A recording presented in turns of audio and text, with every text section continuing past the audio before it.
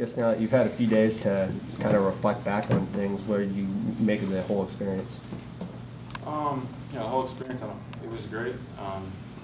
Obviously being able to travel the world like that, play for Team USA, play with that group of guys, learn from those coaches, all a great experience. I wish we would have played a little better, but as a whole, it was something I really gained valuable knowledge from, and I'm thankful for the opportunity.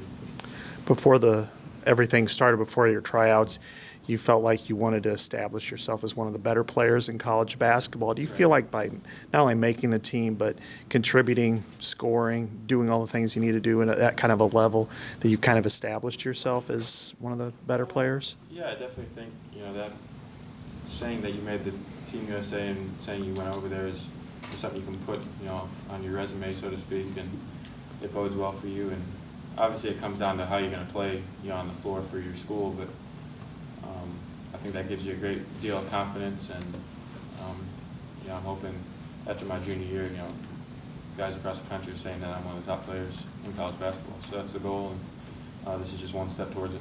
Before you left, you talked about how you wanted to improve on your outside shooting. Yeah. Do you, now that you're back from that trip, do you feel that you've made improvements with that, and is it an area that you're still looking to work on right now? Well, obviously it's a continued area for basketball players across the country trying to improve their jump shot. And I feel like the beginning of my trip, I really shot the ball well. Towards the end, I didn't shoot it quite as well as I wanted to, but I feel like my jump shot has gotten better. It's gotten more consistent, and it's something I'm going to continue to work on, and hopefully it'll be a good weapon for me this upcoming season, because then it draws the defense out, opens up the inside game as well. How was it? You haven't come off the bench since, I think, about this start of Big Ten play as a freshman. What was it like going off the bench over there? It was different. It gives you, as I've said before, it gives you an appreciation for guys that do that here, my teammates here that do that. I think that's the biggest thing that I learned from it. Because, when you're playing and you're getting all the minutes, and you don't really think about your teammates that have to stay ready, that have to, stay loose, keep their mind in the game. Not saying that I've never done it before, but it was definitely something hard because I haven't been used to it in a little while. I wish I would have done a little bit better job of it, to be honest with you, because if I play for 2 minutes, you got to make the most of those 2 minutes, and I don't think I did it every time I stepped on the floor. But I think the biggest thing I gained from it was the appreciation for my teammates that do it here. Translating that into me being a leader of this team coming up, kind of looking at those guys and seeing what they're going through, kind of referencing it back to my experiences, and kind of saying, I know where you're at and I know how hard it is, but you just got to stick with it, keep your mind in the game, and fight through it. And I think that was a big thing for me there. You've flown under the radar for much of your career, and you've used that as motivation. Right. You're probably not, under the radar as much now. How do you remotivate yourself? How do you do that? I still want to make a living playing the game. That's a motivator for a lot of the guys that play college basketball. A lot of people want to make a living playing basketball, and when you get to a certain level of your career, you don't want to be selfish. You don't want to play for that, but that's something in your back of your mind that there's somebody else out there working just as hard as you, if not harder. So that's gonna be no problem for me to stay motivated. Yeah, actually. When I went out there, I was a little iffy. Where would I fit in? How much, better were guys than I was? Obviously, you have those kind of thoughts going through your mind, but every day we were out there, we had 2-a-days, and after about this, midway through the second day, I was kind of looking at, what I was doing in the pickup games versus the other guys, and kind of looking at, there's no reason why I shouldn't make this team, and it seemed like forever that we were out in Colorado Springs, to be honest with you. And after that first cut of the 16, I was, I definitely belong here. I definitely think I should be on this 12-man roster, and eventually it came out that way. Aaron, it seems as we start to head in the next season, it seems like more and more that Jared Uthoff is going to make a big impact on what this team does. And given that you guys sort of play, you're different kind of players, but similar size, and how might you guys be able to play together? It'll be interesting. I'm just as interested as everyone else is to see the different combinations of lineups that Coach McCaffrey uses.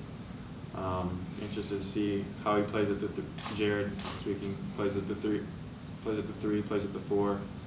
I don't think there's any question that we can play together. But I'm just as interested as everyone else is, to be honest with you, because we've seen him in practice, but games are different. And like I've said, I think this Europe trip will be good for us to, because we pretty much have the same team coming back. We're going to miss Eric, no doubt, as a leader, and he was great off the bench and great filling in when he started at the end of the season. But everyone else is back. Adding 2 guys in Pete and Jared, the Europe trip will be great for us to gel, kind of see what we're getting, and then just keep the ball rolling once we start up in October practices, September, whatever it is.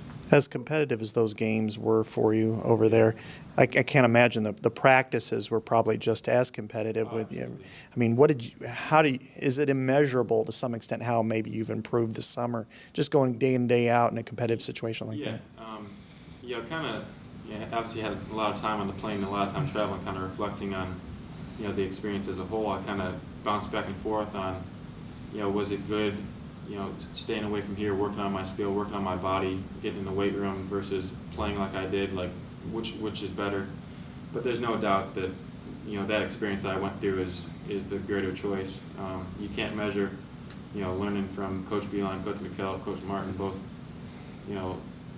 known throughout the college basketball world, playing against that level of talent, practicing as much as we did. I mean, Colorado Springs, we practiced 2 times every day we were there, so you can't really put a value on, that practice experience that we had, and then on top of it, the games, on top of it, the experience, learning from, like I mentioned, coming off the bench, different terminology from the coaches. You can't really put a value on everything that I gained throughout the trip. What did you learn about the international game as a whole that you feel, 1, will benefit you now when you go to Europe next month, and then 2, that you would stress to the rest of your teammates before you go on that trip? It's different. It's a different kind of. It's physical, a lot more physical than you think, but it's a weird physical. They don't call pushes and stuff under the basket on rebounds, but they call ticky-tack stuff up top. It's basically like the NBA. You really can't touch the defender. You have to really body him with your chest. The travel call was extremely difficult for a couple of us. I don't even know how to explain it. You have to put the ball down before you basically move, which is not really what you're taught here. That's the biggest one I'm going to stress to our teammates, because everyone teaches, sweep and get as far as you can with that one dribble, and over there you can't really do that. And then the physicality is a little bit different. I can tell my teammates about that, but it's basically a free-for-all underneath the basket and touchy fouls up top, which is interesting to me. But like I wrote one time in the blog, I don't think Coach McCaffrey would have loved some of the calls, but we'll see what happens here in the trip to Europe. You got 10 practices and then the trip to Europe. Yeah. You're coming, you just got back from pretty much a grueling trip coming back. Yeah. How are you going to stay fresh? Because the season will be here before you know it, once you get back from Europe. Yeah. My dad had the same kind of worries on how my body would feel come, because we basically played up to April. It seems like nowadays we played 30 plus games. But, you've seen players across the country do it. Doug did it. Doug's going to do it here now for the 2nd year in a row, and he seems to be doing all right. 2-time All-American. So as long as you eat healthy, you get the right amount of sleep, you ice bath and take care of your body during the season, I don't think I should have a problem. I've done pretty good at that so far, and just those couple things I think will keep me ready for a game. Do you ever think about the experiences that you've received so far into college, which is you've gone to the Bahamas and New York and Russia, you're going to England and France, you're going to go to the Bahamas and Mexico, I guess. Just kind of It's pretty crazy. Yeah. I forget, Weitzel told me how many countries that I'll be playing in within a couple months, but and I'm kind of spoiled. I don't really think about it right now. It's something I'll look back at when I'm older and kind of really see how lucky I was at this point in my life, and I really can't thank the game of basketball and everything that I have enough. Just really thankful for the opportunities I've been given, and trying to make the most of them, and seeing the world and meeting new people. It's really been great, and it's gonna be a fun 2 more years with plenty more experiences, I'm sure. You brought up, Which would you say was the bigger benefit for you on this trip? Just the physical development or maybe the confidence? I would say, yeah, the confidence and the mental stuff that I learned from the trip outweighs, because I mean, I didn't get really to work on my game. I didn't add a new move. I didn't do any of that. I didn't get bigger and stronger, but I learned more about the game. I learned more about myself. I learned more about leadership. So I think that definitely is the bigger thing I learned, the trip to Russia. you brought up of how you had to change your conditioning, and because you were going through the summer workouts here and then also getting yourself in shape for the tryout that you had in Colorado Springs. Do you go back to that same type of conditioning now as you prepare for this Europe trip, or do you just kind of stick to what you were doing before? Oh, that's a good question. Well, this one we'll have practices kind of trying to get everyone ready for the conditioning wise. So I'm sure within those practices we'll have conditioning added in. I haven't really thought about that. Probably talk to Coach McCaffrey, Coach Maxwell, and I think we're all trying to add some conditioning so we don't go over there, obviously out of shape. But I feel the best I've felt in a while in the summer, basketball conditioning wise. I thought I went into Colorado Springs out of those 28 or so guys. I thought I was maybe one of the top guys physically in shape. That's why I was able to run the floor so well, rebound the ball so well.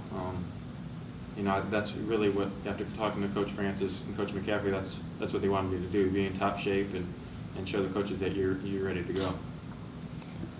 How important was it to hear from other coaches, the coaches you played for, get their perspective? I mean, it's kind of a different perspective than what you probably had.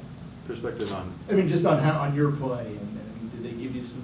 Yeah, obviously we watched film and all that, and you learn, like I said, it was big on terminology, big on stuff they want you to do versus Coach McCaffrey. I can't really say it without specific plays or specific things, but it was great, especially, all those guys have big names, all those guys have big reputations, and they took time out of their summer to, leave their families, leave their schools. I'm really thankful for what they did for us and what they taught me. So.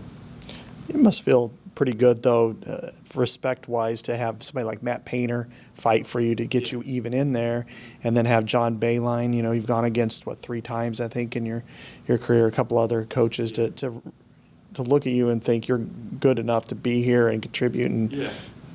Well, it's kind of funny. I think I might have been the last guy invited to the camp, thanks to Coach Painter. I talked to Coach McCaffrey early. I don't even know the month. Early when Dev got invited, and I kind of talked to Coach McCaffrey and asked him. I didn't really know anything about the whole trials and stuff like that, and he's like, "Yeah, I talked to Coach Painter on the road, and he's kind of fighting for you." And I hadn't heard anything. A week or 10 days later, I get a call from Coach McCaffrey. I get something in the mail from USA Basketball. I got invited, so clearly he pulled some type of strings to get me there. He was very nice to me when I was there. I talked to him a couple times. And then kind of from there, just tried to play my way onto the team. Coach Beilein had great things to say. He was kind of upset that he didn't offer me out of high school, which I kind of smiled about because not many schools did in our conference. But no, it's great to get the respect from those kind of guys. Coach Boeheim I didn't really talk to, but that's a huge name in college basketball. He's got a million wins, so he was a big part in selecting the team. So. It's great to earn respect from guys like that. 6 months. Yeah. I mean, grueling 6 months, especially the last couple of months. I love basketball. It's no problem to stay fresh, and the biggest thing when you say something like that is day in practice. Everyone's mentally fresh for the game. Everyone's excited to play Wisconsin or Michigan State. But that's another thing. Going back to my experiences, we had a couple guys on the team, that were really vocal early on in the trials and kind of trying to take leadership of the team, and being a player, you kind of it's good to see it from another player on your team having that much energy, being that much ready for practice, because the coaches are built a different way. They're always ready for. Ask Coach Spiro, ask Coach McCaffrey. They're always hyped up for practice. players, you know, you practice. It's the same thing every day, so it's kind of hard to stay mentally fresh, like you said. So when you have another guy on the team with that much enthusiasm, it makes everyone else a little bit spirits higher, and that's what I'm going to try to bring to the team this year, a little bit more of a leadership role, more vocal, and I think we need that. Is there anyone on the team that you found yourself developing a bond or a friendship with that you maybe weren't expecting initially that you found yourself? No. Yeah, Doug McDermott, roomed with him. And you see him all over ESPN. He's one of the best players in college basketball, so you don't really know what he's going to be like off the floor. Good dude. He was my roommate. Spent a lot of time with him. So yeah, I gained a friendship with him, and it's good to have a guy that grounded with that much accolades behind his name, and he's just a good guy overall. So. Rick knows him pretty well. Anything else? There was quite a Big Ten presence there, I know, with Payne and Sheedy and Farrell. What was it like, having you up there with them, and just, what did you learn from playing with them? At first it was a little different because those guys are your competition during the year, but all those guys are pretty good guys, and but yeah, it's good to be able to play with a different group. You get playing with the same guys the whole year, and being able to learn different tendencies. It might help us, throughout the year, guarding him throughout the scouting reports. Could kind of show what he did there. I think that will, that can help us as a team here, especially like you said, those Big Ten guys. Got a newfound respect in Big Ten season when you take those charters up and There's down. no room in the back of those planes, man, when you're flying coach. So we're definitely spoiled, because even some of the teammates, the New Mexico kid was like, we were talking about flying, and we kind of said, yeah, we fly private everywhere, and he looked at me like I had 8 heads, and I was like, yeah, it's pretty nice. We just drive up to the airport, get in the plane, and yeah, we're definitely spoiled in that way, and I don't like flying across the world like that's too long. That's 5 countries in 5 months for Aaron. It's the United States, United Kingdom, Russia, France, and Bahamas. Anything else?